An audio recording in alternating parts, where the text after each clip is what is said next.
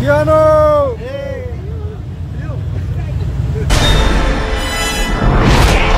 Bonjour à tous et bienvenue dans cette nouvelle vidéo et aujourd'hui je reviens sur Matrix, alors plus précisément sur le fameux Matrix 4 qui devrait sortir normalement en décembre 2021. On va en parler dans cette vidéo et vous dire pourquoi je suis autant excité que assez craintif aussi du résultat final de ce Matrix 4. On va en parler évidemment dans cette vidéo, mais avant tout, cette vidéo est en partenariat avec NordVPN et pour ceux qui ne savent pas ce qu'est NordVPN, tout simplement c'est un logiciel qui permet plusieurs choses. La première, c'est de crypter vos données, bah oui, puisque on se déplace de plus en plus avec nos ordinateurs portables, etc. On se connecte en Wi-Fi et donc la première particularité de NordVPN, c'est de pouvoir crypter tous vos données. Et donc vous pourrez surfer en toute tranquillité en Wi-Fi, que ce soit gare, aéroport, café, etc. grâce à ce fameux cryptage de vos données. La deuxième particularité d'un logiciel comme NordVPN, c'est qu'il permet de contourner les géolocalisations. Et oui, puisque quand on est en France,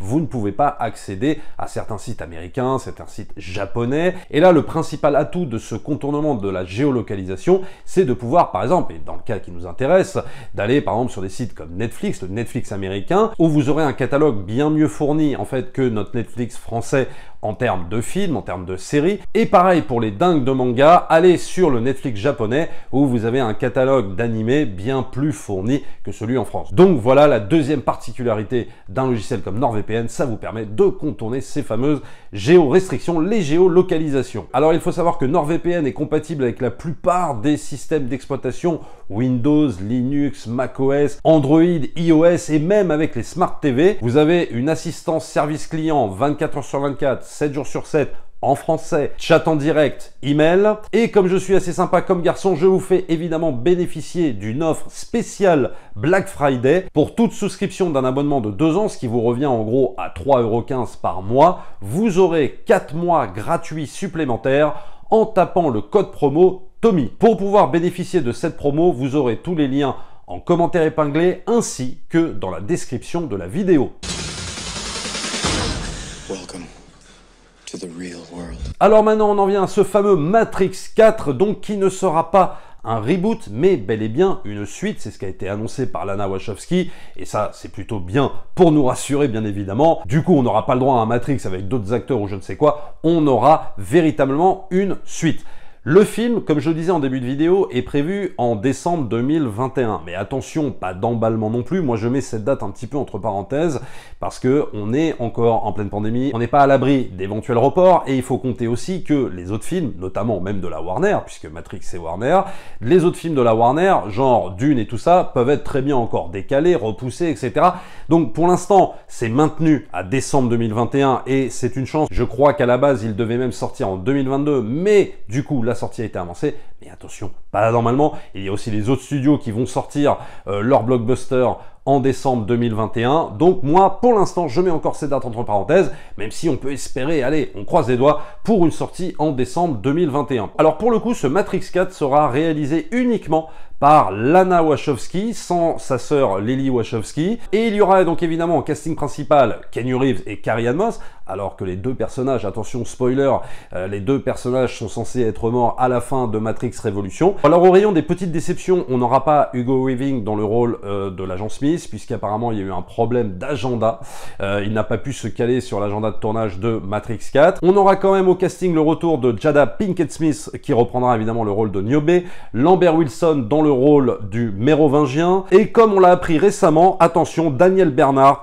incarnera une nouvelle fois l'agent Johnson, qui pourrait donc avoir plus d'importance qu'avec son rôle évidemment très secondaire dans Matrix Reloaded. Alors inutile de vous dire que le scénario, bah c'est pas la peine d'en parler parce qu'on n'a quasiment pas d'infos, c'est dommage, parce que Matrix c'est oui, évidemment une réalisation révolutionnaire, mais c'est aussi un script, un scénario, un fond, et donc là c'est vrai qu'on n'a pas énormément d'informations, pour pas dire on n'en a pas du tout, mais c'est vrai qu'on voit bien qu'avec Matrix les possibilités, l'univers est tellement riche, les possibilités sont quasi infini. En tout cas, les possibilités sont grandes, compte tenu qu'il y a plusieurs matrices, compte tenu aussi du fait que la matrice se recharge, etc. Bon bref, on peut imaginer tout un tas de choses évidemment scénaristiquement avec ce fameux Matrix 4, mais pour l'instant c'est vrai que sur le scénario on n'en sait pas plus que ça. Alors maintenant, les craintes. Alors évidemment, c'est un projet, quand on annonce un Matrix 4, qui peut évidemment faire peur, surtout plus de 10 ans après la sortie du 3. Il faut quand même bien comprendre que la trilogie Matrix, il y a beaucoup de gens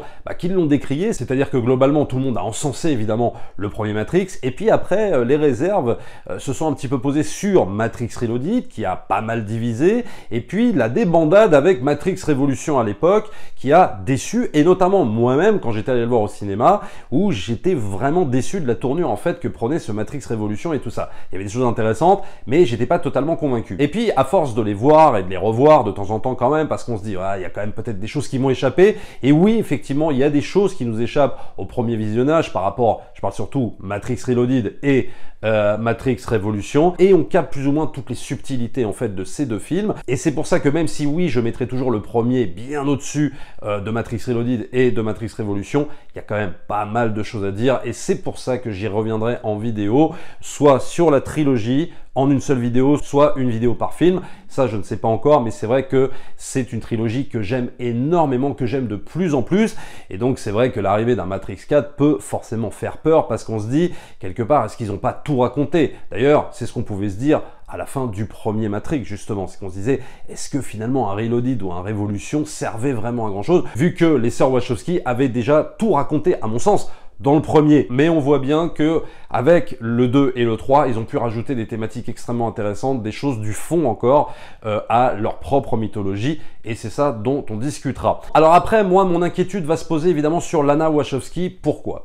On voit bien que les sœurs Wachowski, quand elles sont chapeautées, j'ai envie de dire, par un Joel Silver, quand ils font Matrix, donc Joel Silver c'est quand même un grand spécialiste quand même des productions de blockbusters d'action, et on voit bien que les sœurs Wachowski à l'époque n'étaient pas totalement en roue libre, et on a vu par la suite que quand Joel Silver n'est plus sur un projet des sœurs Wachowski, là ça part en cacahuète. Alors pour le coup, c'est un peu à double tranchant. C'est-à-dire que quand les sœurs Wachowski font par exemple un Cloud Atlas, moi j'adore Cloud Atlas, pour moi il y a une réelle proposition de cinéma, mais attention, nouvelle proposition de cinéma, de par le montage, etc.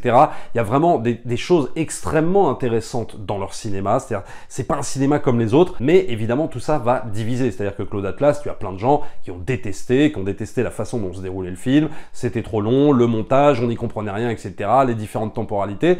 Moi je sais que j'ai totalement adhéré, je suis pas totalement fan d'un Speed Racer, et je ne suis absolument pas fan non plus d'un Jupiter Ascending. Donc on voit bien que effectivement, quand les sœurs Wachowski propose une véritable nouvelle ambition cinématographique, une véritable proposition de ciné, pour moi ça passe ou ça casse. Là où ça passe totalement pour moi, c'est sur Sense8, la série Netflix, donc qui a été créée par les sœurs Wachowski, avec l'aide aussi de Tom Tykwer, qui avait collaboré, réalisateur allemand que j'adore d'ailleurs, qui avait collaboré sur Cloud Atlas. Là, pareil, pour moi, ça passe ou ça casse. Il y a des gens, ça ne passe pas du tout, cette série, parce que ça reprend un peu le même système narratif qu'un Cloud Atlas. Et sachant que moi j'avais adoré Cloud Atlas, du coup, Sense8, j'adore totalement au délire. Mais c'est vrai qu'avec ce retour de Matrix sur le devant de la scène par Lana Wachowski, on peut se demander si justement ça va pas trop partir en cacahuète, si en gros elle va pas aller dans un délire de montage à la Sense8 ou à la Cloud Atlas, ou alors elle va revenir finalement à un cinéma blockbuster américain très traditionnel dans la veine du premier Matrix et éventuellement même de Reloaded, ou alors si elle va aller dans un délire à la Sense8, à la Cloud Atlas et tout ça. Et ça, pour l'instant, on n'en sait rien. C'est peut-être aussi une crainte qu'on peut avoir, parce que autant si Sense8 ou des films comme Cloud Atlas se prêtent au jeu d'un espèce de montage totalement novateur avec des thématiques complètement barrées, oui, ça peut se prêter. Est-ce que Matrix se prête à ça? C'est ça la question qu'on peut se poser. Donc, d'où mes craintes, en fait, par rapport à ce que Lana Wachowski soit seule à la barre et qu'elle soit aussi créditée au scénario, bien sûr. Alors évidemment, on n'a pas forcément Joel Silver, ce sera produit par la Warner, même si contractuellement parlant, on parle de Silver Pictures, donc qui est la maison mère de Joel Silver, mais ça je pense que c'est plus pour une raison contractuelle aux États-Unis et que Joel Silver ne sera pas en train de chapeauter, si tu veux, ce que va faire Lana Wachowski, quoi.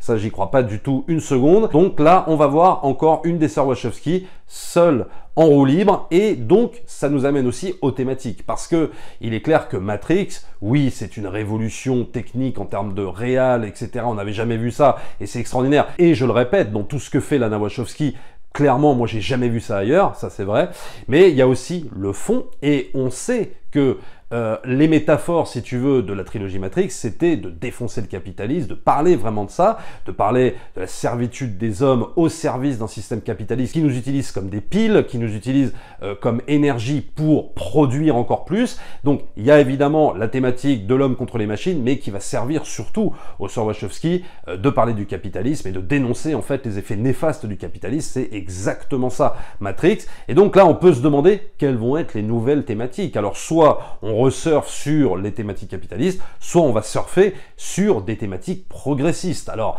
thématiques progressistes, pareil, c'est à double tranchant. Est-ce que ça passera ou est-ce que ça passera pas? Est-ce que le film ne sera pas totalement politiquement correct? Attention, c'est aussi ce qu'on peut craindre avec ce genre de production. Est-ce que ça va pas aller un petit peu dans le sens du poil de tous les JW, de tous les progressistes et tout ça? Je dis bien les progressistes hardcore extrêmes, ce que moi je dénonce souvent dans mes vidéos d'ailleurs. Voilà, c'est la question qui se pose. Pour l'instant, on ne peut pas savoir, on ne peut pas juger bien sûr. J'espère qu'on en saura plus dans les mois à venir, mais le résultat évidemment final sera fin décembre 2021. Voilà tout ce que je pouvais vous dire pour l'instant sur Matrix. Il y a eu des images de tournage, il y a eu pas mal de choses. On a envie vraiment d'y croire, on se dit ça peut être vraiment bien. En tout cas, les moyens sont donnés, il y a du budget, il y a tout ce qu'il faut. Maintenant, faut croiser les doigts pour que le résultat soit à la hauteur des attentes. Mais moi, je prédis quand même une grosse division au sein des fans de Matrix. Je prédis quand même, parce que pour moi, Lana Wachowski n'est pas forcément la même réalisatrice qu'elle ne l'était au moment du premier Matrix, du second, du troisième, et puis surtout que maintenant, ils sont en totale roue libre. Ça peut donner un chef-d'œuvre, comme ça peut donner peut-être un film, pour moi, indigeste comme un Jupiter Ascending. Pour l'instant, on n'en sait rien, mais on aura évidemment beaucoup plus d'infos dans les mois à venir. Et ne vous inquiétez pas, j'y reparlerai en vidéo sur la chaîne. Abonnez-vous à la chaîne, likez, partagez bien sûr comme d'habitude. Et nous, on se retrouve très très vite pour une prochaine vidéo. Ciao!